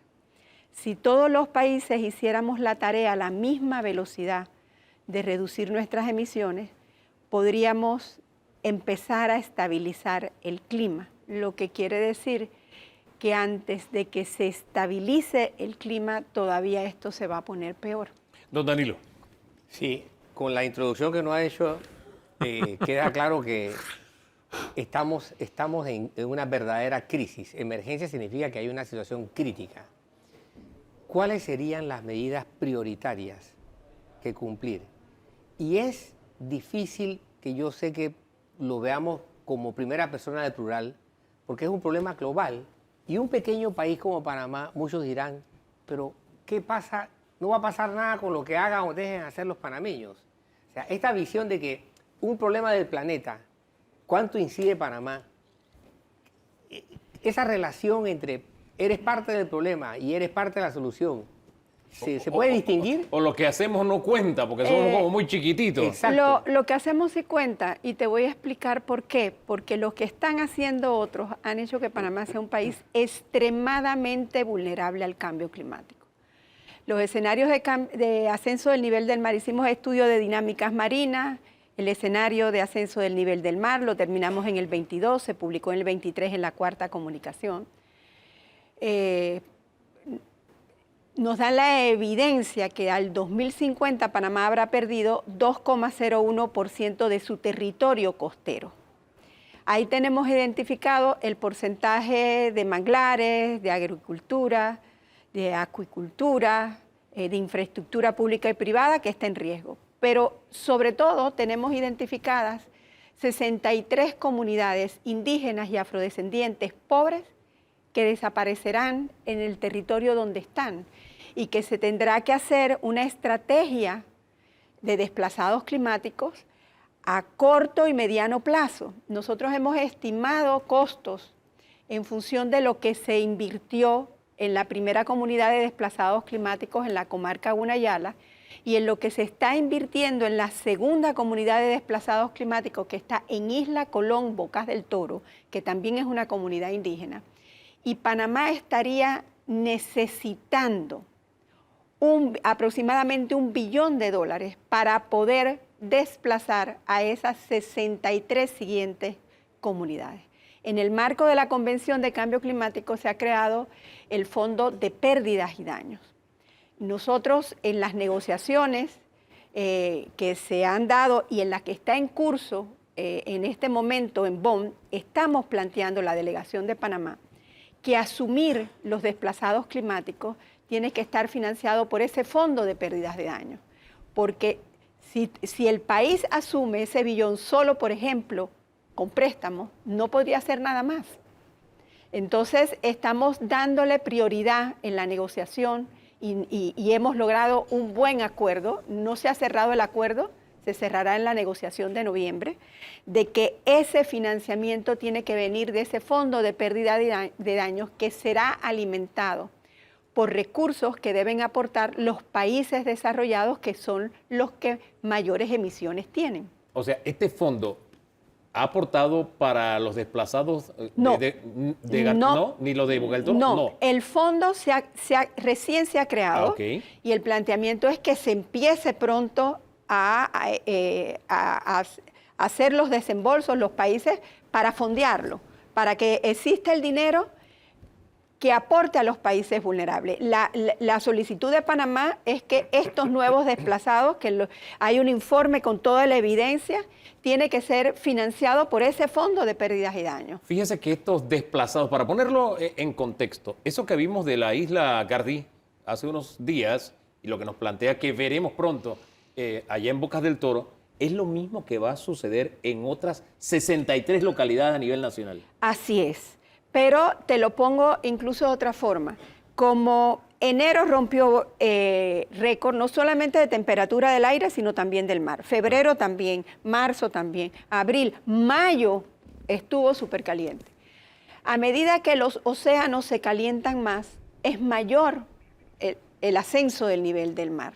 Entonces, Panamá requiere en el 2025 volver a actualizar el escenario de ascenso del nivel del mar porque probablemente sean más de 70 comunidades las que habrá que desplazar. O sea, y eso necesita recursos. O sea, puede ser peor todavía, no 63, sino aumentar a 70. Por eso es que hay que actualizar los escenarios de cambio climático. ¿Cada cuánto tiempo tiene que actualizarse? Los escenarios de cambio climático se deben actualizar hoy día cada 2 años, porque estamos en emergencia climática. Sí.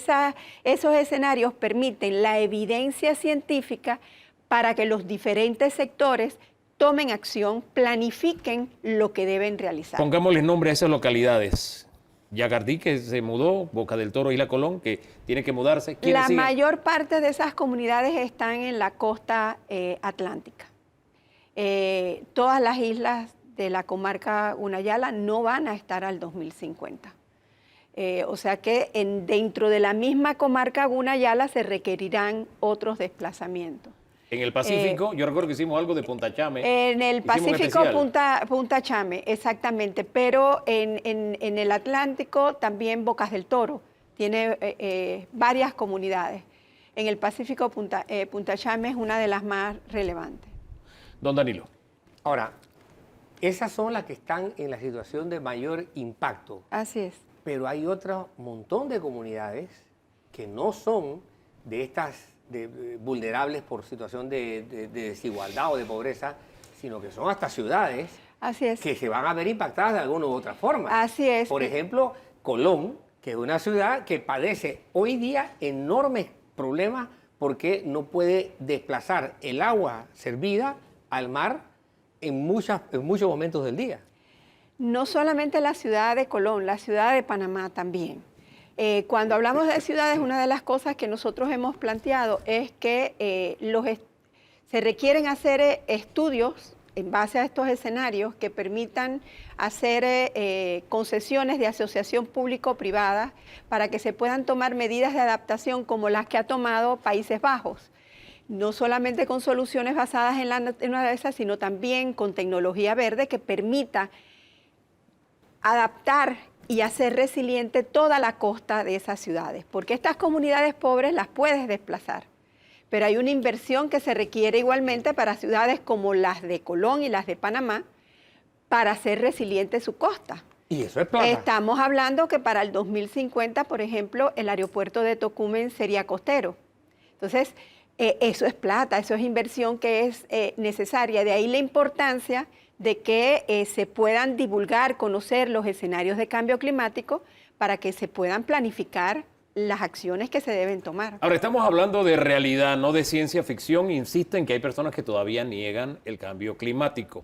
Si tenemos que dibujarlo a nuestra realidad, con lo que estamos viviendo de ese niño tan intenso que también marcó récords de un verano extendido, con temperaturas tan altas, caluroso, extremadamente seco, versus ahora que nos llega la niña de esta forma tan intensa. ¿Cómo se lo dibujaría usted a los panameños? Y también, ¿qué podemos hacer para contribuir, aunque sea poco? Porque la excusa que decía don Danilo hace un rato, que se dice, no, Panamá es pequeño, lo que podemos hacer no incide y lo poquito que hagamos, nada. ¿En qué dirección tenemos que caminar? En los 70 y en los 80 se alternaban el evento del niño y de la niña entre 10 a 7 años. Ya en los 90 y al inicio del 2000, cada 5 a 3 años. Y cada vez el cambio climático hizo que estos eventos fueran más frecuentes y más fuertes. Pero siempre había años promedio, años normales de por medio. a partir del 2019 no tenemos años neutros. En el 19 tuvimos un niño y tuvimos solo 6 meses neutros y se presentó en el 20 la niña, que se repitieron 3 niñas consecutivos. Se disipa esa niña y solamente hubo 4 meses neutros y se presentó el niño. Se pensaba, la NOA había anunciado que solamente habría 2 meses neutros, pero en realidad en lo que se disipa en abril el niño, solamente ha ocurrido en mayo un mes neutro, uno solo y muy extremadamente caliente. O sea, el mes de mayo ya no estaba bajo la influencia del evento del niño. El mayo ha roto todos los récords, literalmente por cambio climático. Y ya en junio empieza a formarse la niña y su mayor desarrollo lo va a tener en noviembre.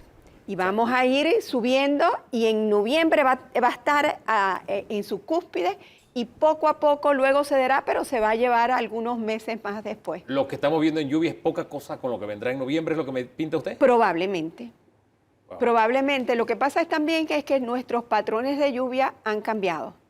Y lo que antes te caía en 7, 5 horas en la tarde, hoy día te cae en 1 hora o en media hora. Y nuestros pueblos y nuestras ciudades fueron diseñados y construidos para un clima que ya no existe.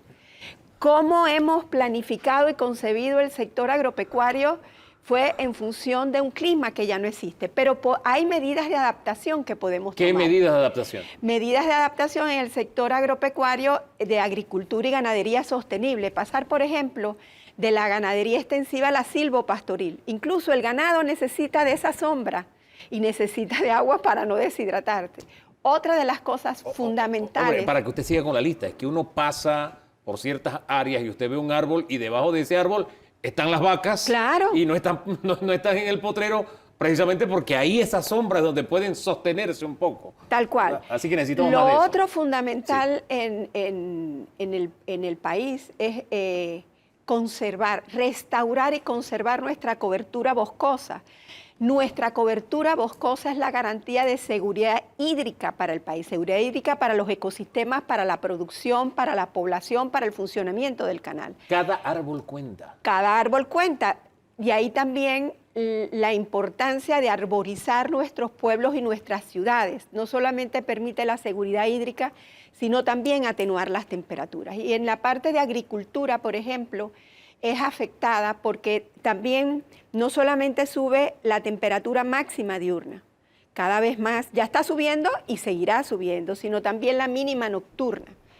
El ascenso de la mínima nocturna tiene mucho que ver con los patógenos, virus, bacterias, protozoos, hongos, que ya están afectando la biodiversidad. Tenemos 4 ranitas en peligro de extinción por el hongo, entre ellas la dorada, pero también la producción agropecuaria. ¿Y qué piensan nuestros productores? Agroquímicos y pesticidas. Pero entonces ves la información epidemiológica y una de las mayores causas de enfermedad y muerte en Panamá es cáncer de boca, de esófago, de estómago y de colon por abuso de agroquímicos. Necesitamos producción de abonos e insecticidas orgánicos en Panamá, que además serán más baratos que lo que estamos importando de agroquímicos y pesticidas para la producción, y tendríamos también no solamente seguridad alimentaria, sino una seguridad alimentaria sana para toda la población. Ahora, sabiendo que Colón va a ser afectado, sabiendo que Panamá va a ser afectado, que usted habló de medidas de mitigación, si no se asumen esas medidas de mitigación, también tendríamos en un futuro desplazados climáticos en la ciudad de Panamá. Pues sí, porque se afecta el litoral. Pero por eso es importante que sí se puedan tomar las decisiones de las inversiones que se requieren hacer. Hemos hecho mucha colaboración, por ejemplo, entre universidades y otros foros con la Embajada de Países Bajos, para que ellos puedan presentar qué han hecho en todo su litoral para hacerlo más resiliente, y necesitamos también conocer otras experiencias de ese tipo y empezar a hacer las inversiones en Panamá que se requieren. Hombre, donde hay toda una cultura, porque se llama Países Bajos porque precisamente ellos viven debajo del nivel del mar. Don Danilo. ¿Espera usted que haya continuidad de políticas públicas ahora con el cambio de gobierno en esta materia? Dado el escenario que usted pinta, es preocupante. Yo sí creo que sí, porque el ministro designado y el viceministro designado tienen una buena formación y tienen una buena vida profesional, y conocen del tema de cambio climático. Así que esperamos que sí, que así sea. Bueno, otra bocanada de esperanza. Gracias, Ligia, por acompañarnos e ilustrarnos sobre un tema que, mira, ahora que decía que con todos estos cambios, más virus, más bacterias afectando al ganado, me quedo pensando, esta proliferación de virus respiratorios también tendrá que ver con cambio climático. No sé, pero vamos a hablar con un especialista en el tema de las enfermedades respiratorias, de vacunas, todo este tema lo vamos a poner un poquito en perspectiva. Enfermedades emergentes, en segundos nada más, Marta Illueca.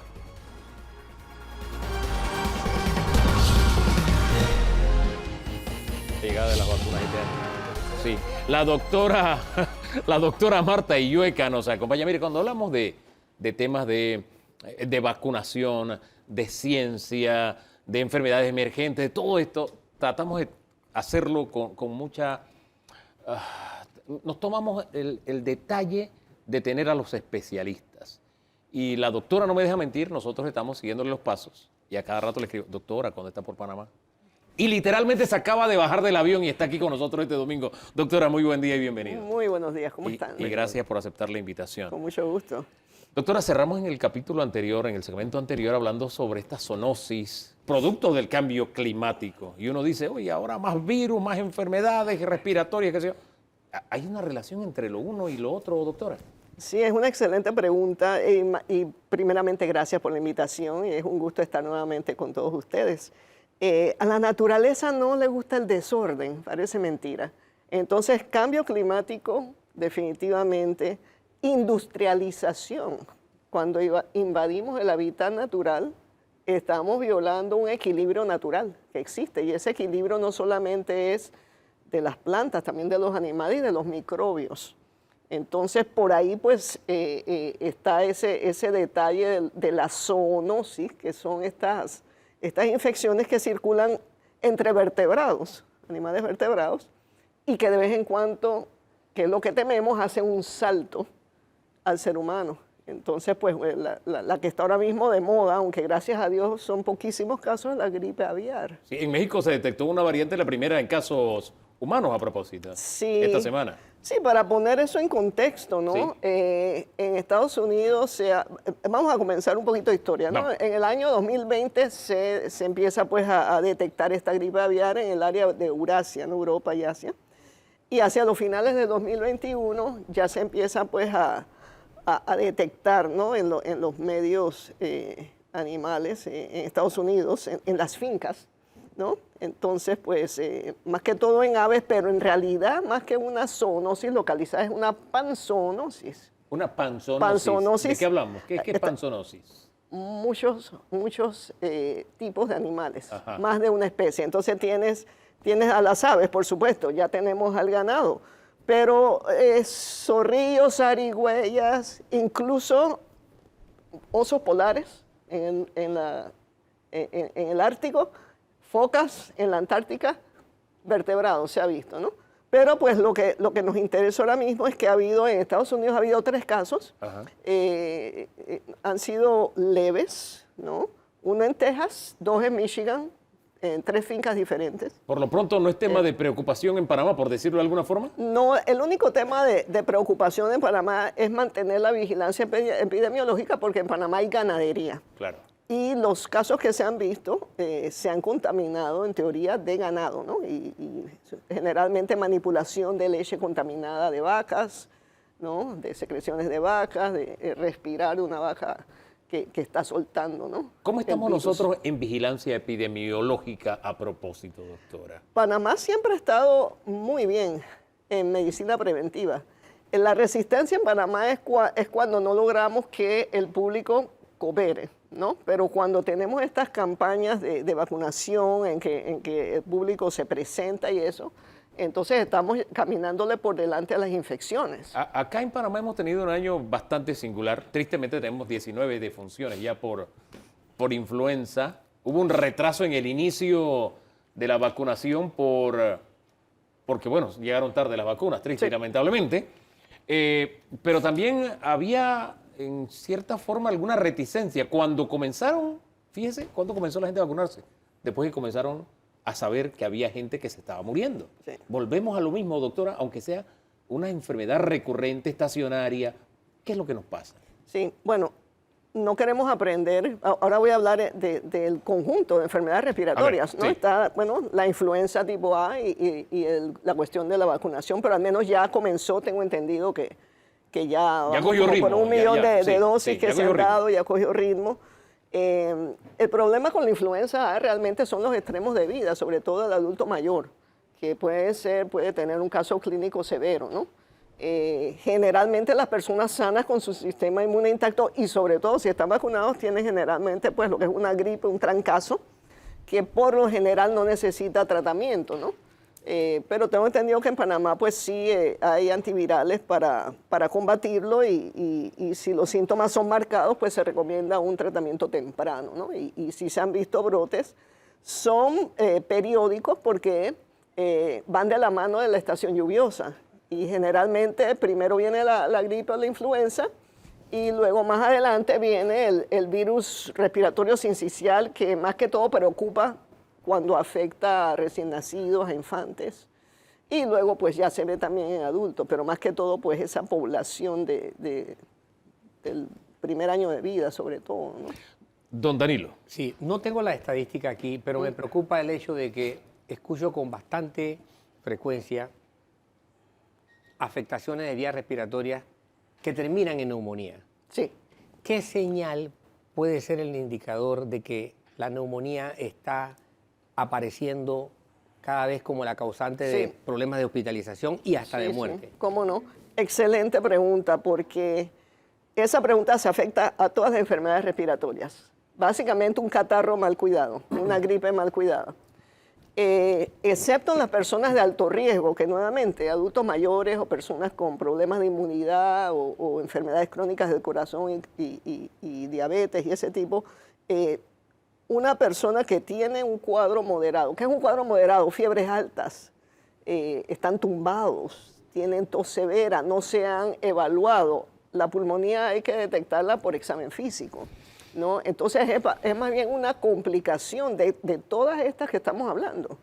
Todas pueden complicarse con pulmonía, no solamente por el virus, pero a veces por bacterias que se aprovechan del debilitamiento que causan estas enfermedades. Entonces realmente el mensaje es que hay que cuidarse de los resfriados y las gripes.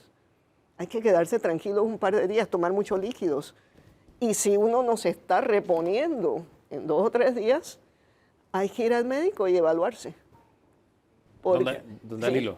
¿Y hay algún segmento de población en el que haya que ponerle la lupa porque el riesgo de complicaciones sea alto? ¿Hay algún grupo de población en el que, ojo, que esto está a riesgo? Sí, y es básicamente similar a los grupos que queríamos proteger de la COVID-19. Son personas mayores de 60 años, extremos de vida, pero nuevamente los ancianos, los encamados, ¿verdad?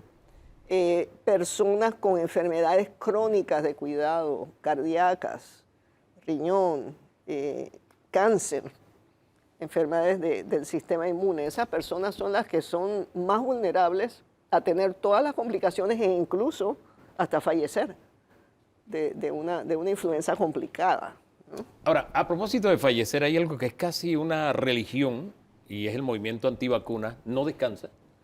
Y a mí me sorprende esa capacidad de reproducir y reproducir mensajes. Yo despierto y tengo mensajes de antivacunas. Sí. Es Navidad y tengo mensajes de antivacunas. Y no sé, siento que en alguna medida, y esto es mera especulación, es un mensaje que cala con el paso del tiempo. En alguna forma, el retraso de las vacunas este año en Panamá, sí, hubo retraso porque llegaron tarde, las compraron tarde, hubo un problema ahí de pago. pero también cuando la gente te hablaba, no, es que yo le tengo miedo a la vacuna. Sí. A quienes tienen esa reacción y están cayendo en estos mensajes, hombre, Pfizer retira su vacuna por un tema de mercado y cuando usted ve lo que recibe de los antivacunas es una historia totalmente distinta. Sí, sí, Entonces, sí. ¿cómo orientaría usted a la población respecto a estos temas, doctora? Claro, bueno, lo que hay que recordar, y gracias por la pregunta, porque es ese factor ignorancia, no ir a las fuentes primarias y fuentes confiables para educarse, y ustedes en su ámbito hicieron un trabajo muy arduo durante la pandemia. Hablamos mucho de las autorizaciones por emergencia. Hay reglas para autorizar una vacuna o un medicamento en una situación de emergencia y de peligro global, pero esa autorización es limitada y cuando se controla esa situación, esa autorización se retira, ya sea por parte del fabricante o por parte de la autoridad regulatoria. Entonces, ese es uno de los temas que agarran los grupos antivacunas para decir, la sacaron por mala o la sacaron por peligrosa. Todos los medicamentos y las vacunas tienen efectos secundarios. El problema son lo que yo llamo las matemáticas modernas, que a usted le manda un mensaje que dice 50 personas tuvieron una reacción. Sí, pero 50 millones no tuvieron una reacción. Y fíjense que se calcula no menos de 1,5 millones de vidas salvadas por las vacunas de COVID. En Israel, que como ustedes saben se llevan estadísticas de salud muy cuidadosas, se calculó que en un periodo de 2 años, 2021 a 2023 más o menos, las muertes por COVID habían bajado en 75% y números similares en otros países. Hay que mirar el cuadro completo. Siempre va a haber efectos secundarios, pero hay que mirar el cuadro completo. Ya no hay tantas muertes por COVID, hay menos hospitalizaciones gracias a las vacunas. Gracias a las vacunas, pero cuando leemos los antivacunas dicen, es que era un invento y no existía. Bueno, ya eso, ¿qué les puedo decir? ¿No? Es tapar el sol con la mano, el sol tampoco existe. No, pero y fíjese, cuando yo me refiero a los antivacunas, de verdad, yo siento mucho respeto por ellos y cuando digo que se convierte casi en una religión, es porque de pronto hay una discusión sobre reforma fiscal o caja de seguro social o como les dije hace un rato, es Navidad y nada de eso existe. Lo único que existe de parte de esos grupos es hablar de ese tema, ese monotematismo que tienen y obsesivo, de verdad, a mí me sorprende. Y es un tema en el que tenemos que hablar precisamente con voces autorizadas como usted. Es nuestra responsabilidad. Don Danilo. El cambio climático, acabamos de ver, tiende a ser un problema creciente en cuestión de años. O sea, estamos en medio del desarrollo de un problema complicado y creciente. No, es decir, no va a minorar. ¿Hay algún tipo de enfermedades infectocontagiosas que uno pueda decir, wow, están asociadas a lo que nos viene por razón del cambio climático? Sí, claro. Bueno, ese es un tema para toda una hora, pero básicamente lo que estamos viendo, las enfermedades virales, los microbios, las enfermedades respiratorias, cuando se cambia el medio ambiente, enseguida es como tirar una granada. Estamos tirando en todas direcciones cantidad, millones y millones y millones de microbios. Entonces, una de las enfermedades del tipo de enfermedades que más tiende a sufrir por cambio climático y por alteración nuevamente del balance del ecosistema son enfermedades respiratorias que se transmiten por el aire. Entonces, esa es una conexión totalmente lógica, ¿no? Y sobre todo porque tenemos los vectores, ¿no? Los vectores que cargan esos microbios que son los animales. Entonces, alteramos su hábitat, los movemos y eso es, causar desequilibrio es mover las piezas de rompecabezas. Y eso es lo que estamos haciendo con el planeta. Y eso es lo que estamos haciendo, exactamente. Ahora, ¿hay alguna, así como nos plantea el tema de la incidencia de cambio climático en todas estas enfermedades, ¿hay alguna incidencia comprobada entre muertes repentinas, infartos, etcétera, que también se publica con mucha frecuencia? ¿Y las vacunas? Las vacunas no son causa de muerte súbita. Hemos hablado de eso por mucho tiempo. Hay personas que están predispuestas a tener eventos cardíacos, ¿no? Y son personas que quizás a lo largo de su vida no han estado tan bien controladas. Entonces es muy fácil agarrarse de que le dieron la vacuna y le pasó tal cosa. Eso no es lógico porque no hay un mecanismo. Todas las vacunas y los medicamentos tienen un mecanismo para producir efectos. Claro. Y las vacunas trabajan sobre el sistema inmune, no sobre el ritmo cardíaco, para dar un ejemplo, ¿no? Pero esa es parte de esa resistencia de la mentalidad contra las vacunas y como dice usted, pues es algo que a veces pues parece un culto. Yo lo veo como una ideología y como toda ideología, sí, se respeta. Claro. Pero igualmente los que siguen esa ideología también deben respetar a los que queremos hacer el bien y ser solidarios en sociedad. No puede ser todo para un lado, ¿no? Y tampoco puedes agarrar a las personas que sí quieren cuidarse, que sí se quieren vacunar y que quieren proteger a sus seres queridos y meterles cosas en la cabeza. Después de la pandemia, ¿ha habido, qué dicen las cifras? ¿Ha habido un aumento en las muertes por ataques cardíacos, enfermedades cardiovasculares, etcétera? ¿Ha habido algún cambio? ¿Se ha disparado o se mantiene en el ritmo previo a la pandemia? Se mantiene el ritmo previo, pero lo que tienen que ver es que si te vas a ese universo de enfermedades cardiovasculares, vas a ver condiciones de riesgo, vas a ver estilos de vida, ¿no? Vas a ver complicaciones por la edad, porque ahora vivimos más, entonces ahora va a haber más complicaciones para cualquier enfermedad crónica, ¿eh? Claro. Por ejemplo, la diabetes, se han disparado las complicaciones de la diabetes desde antes de la pandemia. Entonces hay que entender que la medicina preventiva, los controles de salud son vitales. Y lo otro, que no quiero que se nos vaya tiempo sin mencionarlo, es que los cambios climáticos o los cambios en los hábitats naturales van muy pegados de la necesidad de salud pública hacia el aseo, saneamiento. Los virus circulan en las aguas residuales. Entonces, hay que ponerle atención a ese sistema de aguas negras en Panamá. Doctora, estamos también como un gran reto país, el tema de la seguridad social. Usted en la distancia, ¿cómo mira ese reto que tenemos y que va a ser el primero que va a enfrentar la próxima administración? No es solamente en Panamá, allá en el norte también.